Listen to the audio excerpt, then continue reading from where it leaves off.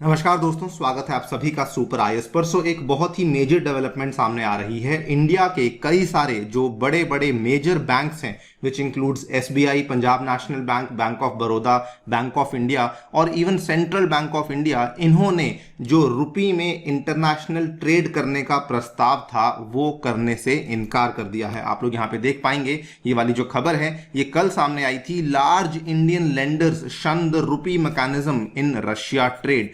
यहां पर ये बहुत ही बड़ी डेवलपमेंट इसलिए है बिकॉज आज से 3 महीने पहले आरबीआई के द्वारा ये कहा गया था कि हम लोग रुपी के अंदर अंतरराष्ट्रीय व्यापार करने को एनकरेज करेंगे, लेकिन अब जो मेजर बैंक्स हैं वो इससे पीछे हट रहे हैं। जानेंगे what are the various reasons जिसके चलते इस तरह की डेवलपमेंट हमें देखने को मिल रही है। आइए शुरू करते हैं दोस्तों मेरे साथ। मेरा नाम है अनिरुद्ध। यदि आप लोग इस लेक्चर की पीडीएफ को डाउनलोड करना चाहते हैं तो यहां पर दिए गए टेलीग्राम चैनल के माध्यम से कर सकते हैं।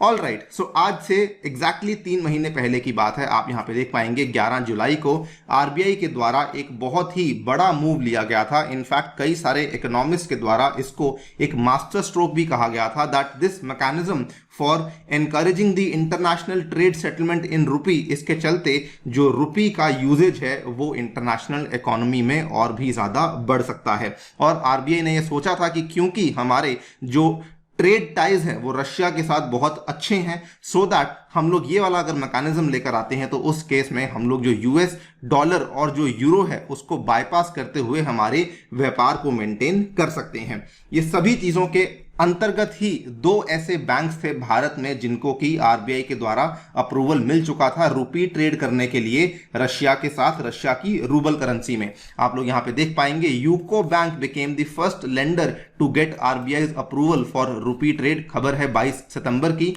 और उसके बाद इंडिया का जो येस बैंक है इसके द्वारा भी रशिया का जो पीएससीबी सेंट पीटर्सबर्ग का बैंक है इसके द्वारा रुपी अकाउंट को ओपन किया गया था in order to start the rupee rouble trade. लेकिन आपको मालूम होगा ये दोनों ही जो बैंक्स हैं ये बहुत ही छोटे बैंकों की कैटेगरी में फॉल करते हैं। अब हमारे सामने ये वाला नया डेवलपमेंट आया है जिसमें कि ये जानकारी दी गई है। एक इंडियन डिप्लोमेट है रशिया में जिन्होंने बोला है that Russian banks had reached out to 8 large Indian counterparts to set up the rupee trade settlements, लेकिन उन बैंक्स के द्वारा यहां पे किसी प्रकार का रिस्पांस नहीं दिया गया है। यानी कि 8 ऐसे भारतीय बड़े बड़े बैंक्स हैं जिन्होंने ऐसा करने से इनकार कर दिया है। जिन जिन बैंक्स के नाम सामने आए हैं उनका नाम है state bank of India, Punjab national bank, bank of India, bank of Baroda and the central bank of India. यहां पर जब इनसे पूछा गया, इनको ईमेल करी गई तो इनके द्वारा कोई कमेंट्री भी नहीं दी गई है। बेसिकली कई सारे ऐसे सोर्सेज हैं जो इन बैंक्स में काम करते हैं जिन्होंने इस चीज को कंफर्म किया है that they had decided not to use the structure at least for now, यानी कि फिलहाल के लिए हम लोग इस स्ट्रक्चर का इस्तेमाल नहीं करेंगे। आगे का हमें नहीं पता, लेकिन आज जो है हम लोग रुपी के अंदर इंटरनेशनल ट्रेड को सेटल नहीं करवाने वाले हैं।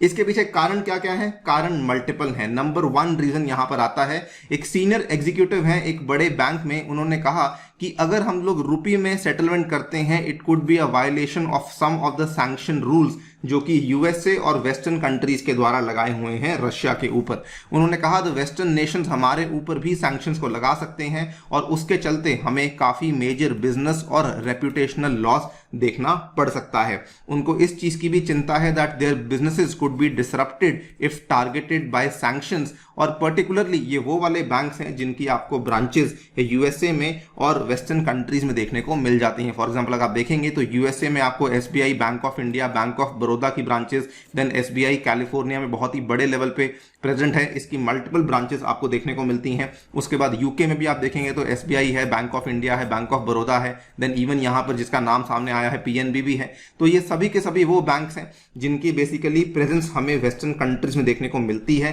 एंड इसी के चलते इन्होंने कहा कि कहीं हमारे ऊपर अगर सैंक्शंस लग जाते हैं तो उस केस में हमारे जो अंतरराष्ट्रीय ऑपरेशंस हैं उसमें हमें काफी ज्यादा बाधाएं फेस करनी पड़ सकती हैं। सेकेंडली इन्होंने ये भी कहा दैट जो भी रशिया की वो वाली कंपनीज और एंटिटीज थी जिनके ऊपर प्रतिबंध नहीं लगाए गए थे, हम आज भी यही कोशिश करते हैं कि उनके साथ जो व्यापार है वो डॉलर या फिर यूरो में हो सके। और अगर मान लीजिए कि हम लोग रशिया के साथ रुपी में सेटलमेंट करना शुरू कर देते हैं, तो उस केस में हमारी वो वाली transactions they might come under greater scrutiny. The process of getting them lifted में टेक मंथ्स, जिसके चलते बहुत समय लग जाएगा और ये एक इतना बड़ा रिस्क है जो कि हम लोग लेने के लिए तैयार नहीं है। ये दूसरा कारण है जो कि यहां पे बैंकों के द्वारा बताया गया है। वो इसलिए इन्होंने बोला क्योंकि अगर आप देखें तो जब से ये रशिया यूक्रेन के बीच में तनाव शुरू हुआ है, तब से ही यूएसए के द्वारा पहले तो व्लादिमीर पुतिन के ऊपर सैंक्शंस लगाए गए, उसके बाद जो कई सारे ओलिगार्स थे रशिया में उनके ऊपर सैंक्शन लगाए गए हैं।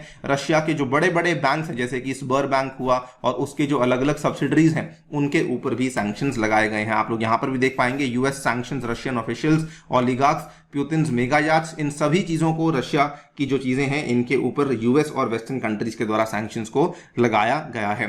एक और बड़ा कारण जो कि बताया जा रहा है वो ये है कि बिकॉज ऑफ दीज सैंक्शंस असल में क्या हुआ है कि जो रूबल, जो रशिया की करेंसी है, वो उतनी लिक्विड नहीं रही है, मार्केट में उतने सही दाम पर अवेलेबल नहीं मिल रही है। लेकिन रुपी की लिक्विडिटी का उतना कंसर्न नहीं है, जिसके चलते रुपी रूबल का जो क्या एक्सचेंज रेट होना चाहिए उसको भी डिटरमाइन करना काफी मुश्किल हो रहा है। क्योंकि हम उसको डिटरमाइन नहीं कर पा रहे तो किस बेसिस पे एक्सचेंज करें वो भी समझ नहीं आ रहा है। ये भी एक बड़ा फैक्टर बना है जिसके चलते ये वाला जो रुपी ट्रेड है आगे नहीं बढ़ पा रहा है। एंड फाइनली एक और बड़ा फैक्टर यहां पे क्या है कि जब से ये तनाव शुरू हुआ है, इंडिया के जो इंपोर्ट्स हैं रशिया से वो तो ऑलमोस्ट 6 गुना बढ़ चुके हैं, लेकिन जो हमारे एक्सपोर्ट्स हैं वो असल में गिर चुके हैं। अब उदाहरण के तौर पे मान लीजिए कि इंडिया कुछ चीजें रशिया से इंपोर्ट करता है, मान लीजिए उस पेमेंट को रुपी में कर देता है, रशियन बैंक्स को पेमेंट कर देता है, तो रशियन बैंक्स के पास जो वो रुपी का पड़ा हुआ बेसिकली अमाउंट है वो उनके किसी काम का नहीं, बिकॉज असल में जो इंडिया के एक्सपोर्ट्स हैं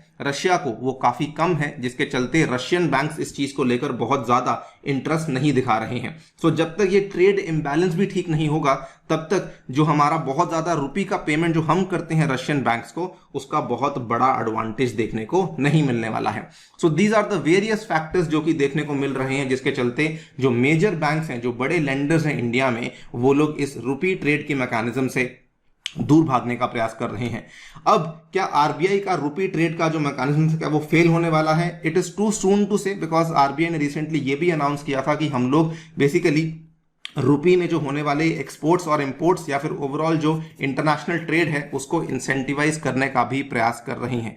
ये चीज आरबीआई ने आज से लगभग 1.5 महीना पहले कही थी। क्या कदम लिए जाएंगे देखना बाकी होगा, लेकिन हाँ it is very very important, because अगर इंसेंटिव्स यहाँ पे नहीं मिलेंगे तो उस केस में जो मेजर बैंक्स हैं वो शायद इस चीज को अपनाने में समय लगा सकते हैं। आप लोग क्या सोचते हैं इस डेवलपमेंट के बारे में? डेफिनेटली बताइए हमें कॉमेंट सेक्शन में। जाने से पहले आपको एक बार फिर से बताना चाहूंगा, टेक्स्ट बुक दोस्तों आपके लिए लेकर आया है सुपर कोचिंग, और इस पे चल रहे हैं बहुत ही शानदार ऑफर्स, जिसमें कि आपको मिल रहा है 25% का फ्लैट डिस्काउंट और साथ में आपको डबल वैलिडिटी भी अवेलेबल हो रही है। जो इफेक्टिव कॉस्ट वैसे तो 3000 पर मंथ आती है, लेकिन इसके ऊपर आपको 25% का डिस्काउंट मिलेगा और इफेक्टिव कॉस्ट आएगी आपको 2250 रुपए प्रति महीने की, प्रोवाइडेड आप लोग मेरा कूपन कोड अनिरुद्ध यूज करते हैं। इसमें आपको मेरा साइंस एंड टेक का कोर्स भी अवेलेबल होगा, बाकी टीचर्स के भी कोर्सेज अवेलेबल होंगे और इंडिया के टॉप इंस्टीट्यूट्स के जो कि ऑफलाइन के जाने माने नाम है इनके भी आपको कोर्सेज अवेलेबल करवाए जाएंगे। Thank you so much for listening, stay tuned and stay safe.